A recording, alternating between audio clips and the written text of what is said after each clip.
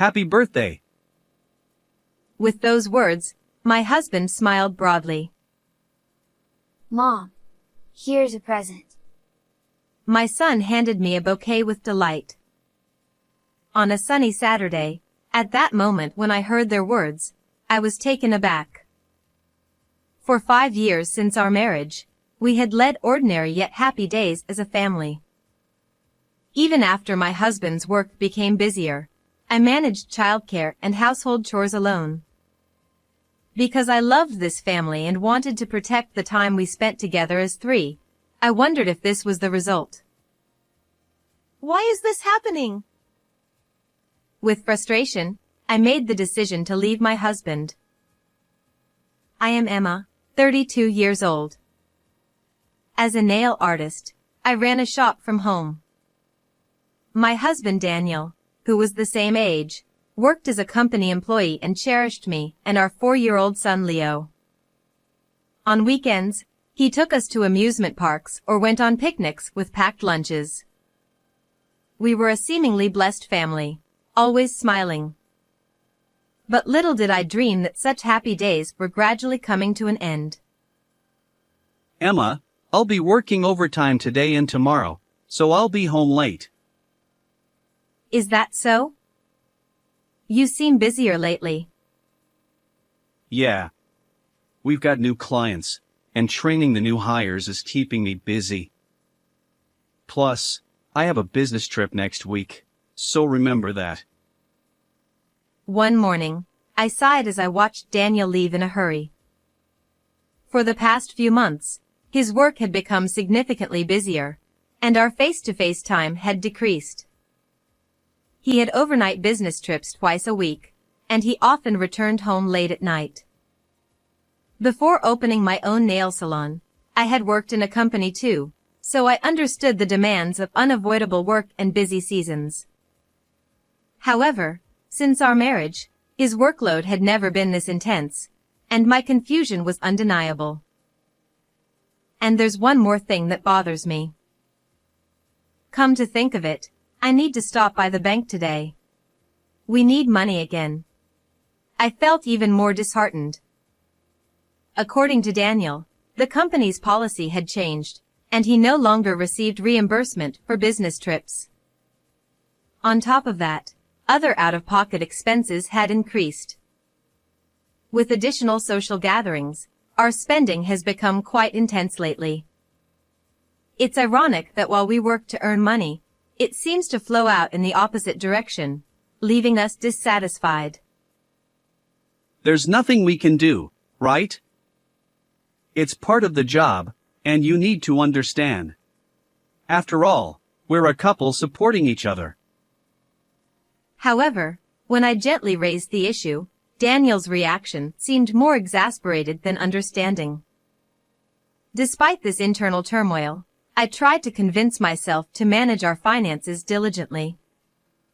After all, although expenses had risen, they hadn't become overwhelming, and Daniel always made sure to be home on weekends, playing with our son Leo. I think we're spending too much money and time on work. But Daniel must be considering us. Although there were lingering doubts, I chose to silently observe Daniel. Then, some time passed, and something happened. Since you're handling everything during the week, let me take care of Leo on weekends. At a certain point, he started taking Leo out somewhere every weekend. Initially, I thought he was creating free time for me, as he had promised. Indeed, with Daniel taking Leo out, I could refresh myself alone. However, gradually, I began to feel uneasy about his actions. Hey, how about the three of us going somewhere next Saturday? Thanks to your help, I've had enough alone time. Huh? No, that won't work. If work gets even busier than now, I won't be able to make time like this. But, being alone at home on weekends still feels lonely. That's a luxury problem. Anyway, rest without worrying about Leo.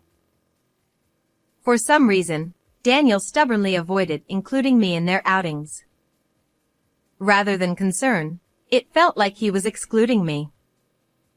Furthermore, despite his efforts to reduce my burden, he only took Leo out for fun, never helping with daily chores. When I gently advised him, You want me to do more? That's being selfish. I ended up receiving a reprimand instead.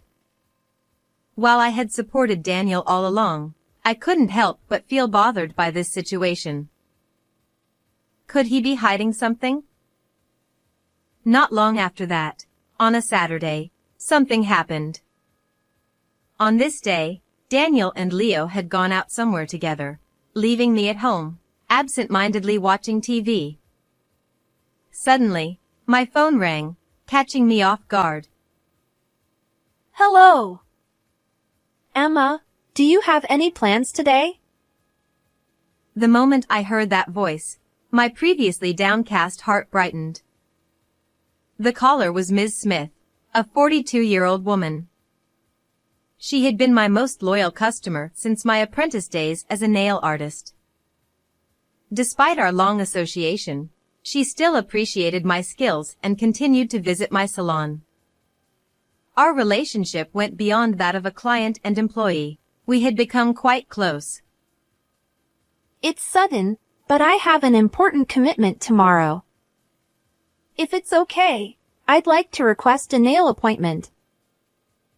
Of course. Would it be all right if I come to your home as usual? That would be great. Thank you as always. After ending the call, I quickly gathered my work tools and headed to her house by car.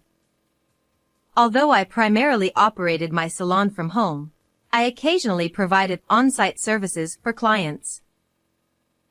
I'm looking forward to meeting Ms. Smith. With excitement, I set off for work. However, as I stepped out of the car toward the entrance of her apartment building, an unexpected event unfolded. What is that? At that moment, I looked up toward the nearby park, drawn by cheerful voices, and witnessed an unbelievable scene. Happy birthday! Mom, here's a present. There they were, Daniel and Leo, merrily laughing alongside a woman I didn't recognize, who was being called Mom. The woman, having received flowers from Leo, smiled naturally and affectionately patted his head. What shocked me even more was that Daniel didn't intervene. Instead, he proudly watched their interaction. This can't be true. Why would this happen? As darkness closed in before my eyes, a part of me remained oddly calm, recalling everything that had led up to this moment. It must be infidelity. The sudden increase in business trips and overtime, the financial strain, Daniel excluding me from outings with Leo, and now this woman being addressed as Mom. Each piece of information was more than enough to convince me that Daniel had betrayed me. Before they noticed, I secretly captured their image in a photo and headed to Ms. Smith's apartment, my mind in turmoil. Honestly, I wasn't sure if I could perform my job effectively in this state, but I couldn't neglect such an important client. Yet, it seemed Ms. Smith knew me better than I thought. Oh. You seem a bit down. Has something happened? Although I tried to maintain composure, the moment we began the nail session, she looked at me with a concerned expression and asked.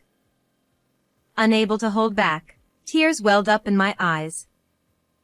Immediately after witnessing the scene, I was in turmoil, but being betrayed by Daniel, whom I loved, was still a significant shock.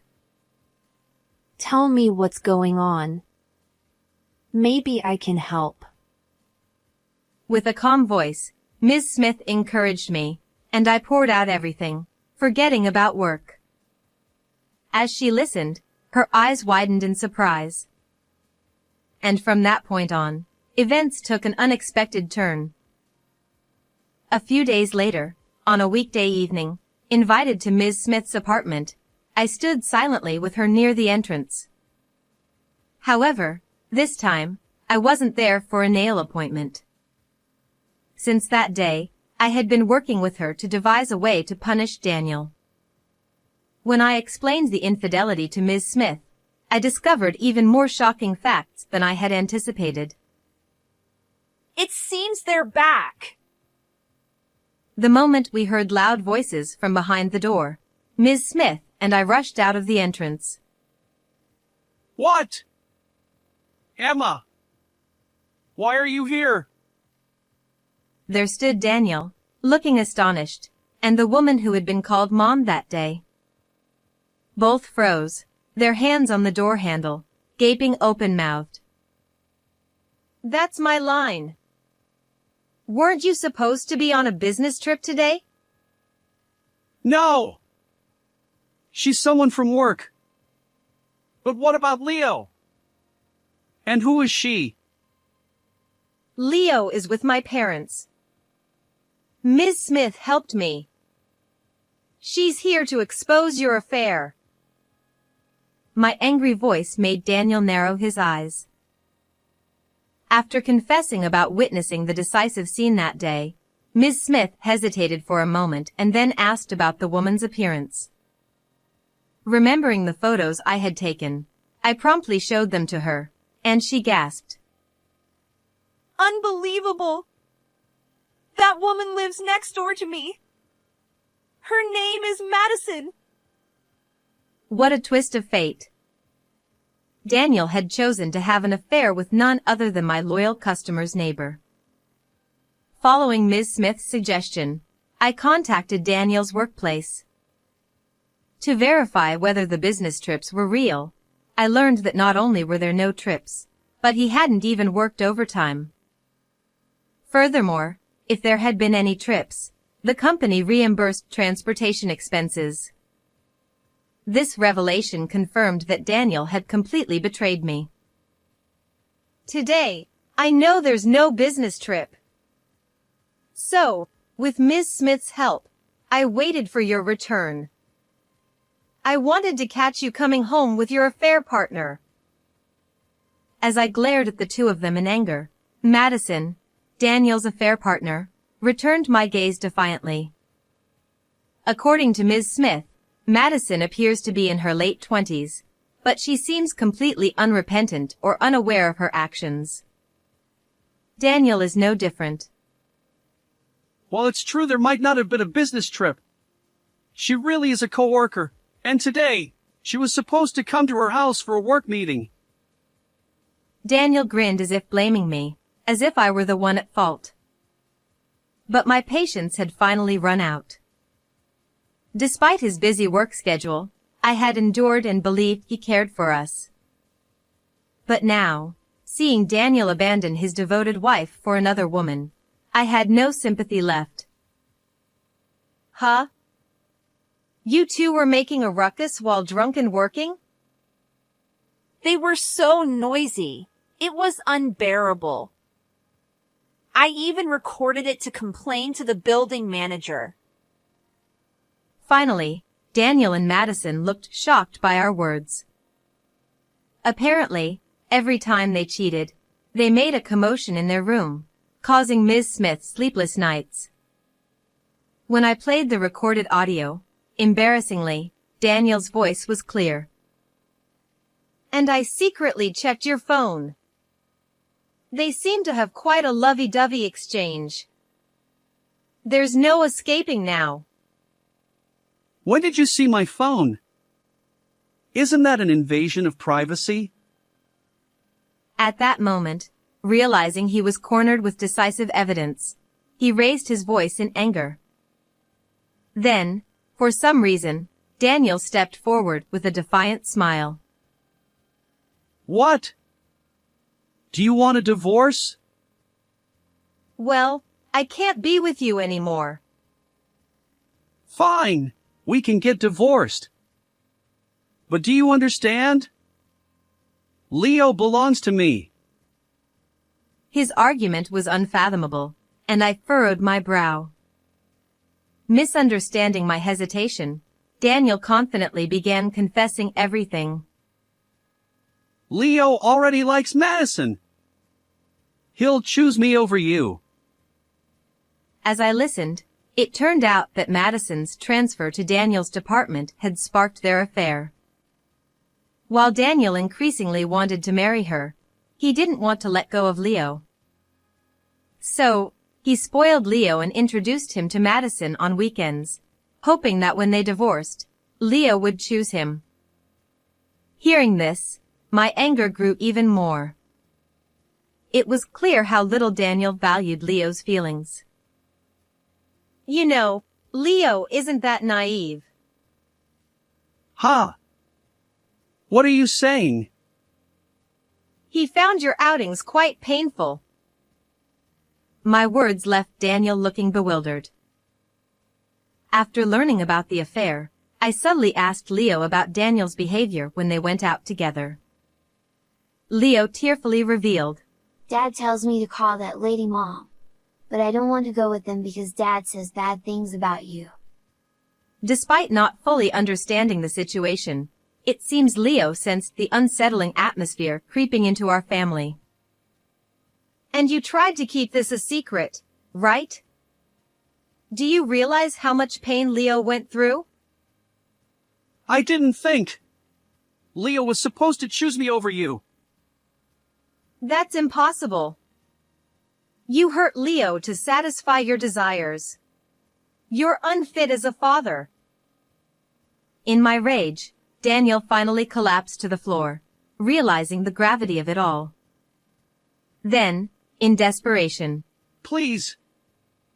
I'll apologize for the affair, but just let me have custody. Look at me. he clung to me, but his apologies and shattered pride fell on deaf ears. If it had come to this, he should never have cheated in the first place. Dragging Leo into this, there's no way I'll grant custody to someone like that. Prepare yourself for alimony. With a final word, I confronted them with reality. Daniel and Madison stood frozen, their faces drained of color. Afterward, Daniel and I divorced. Naturally, I gained custody, and I demanded $30,000 each in alimony from him and his affair partner. I also planned to seek child support until Leo grew up. Apparently, rumors about this incident spread at their workplace, making it uncomfortable for both of them. In the end, they broke up, leaving Madison burdened with debt. As for me, I returned to my parents' home with Leo and continued my work as a nail artist. Ms. Smith, of course, remains a cherished client. I'll watch over Leo's growth alongside my kind parents and strive for happiness. How did you like this story? Please subscribe to the channel. See you in the next video.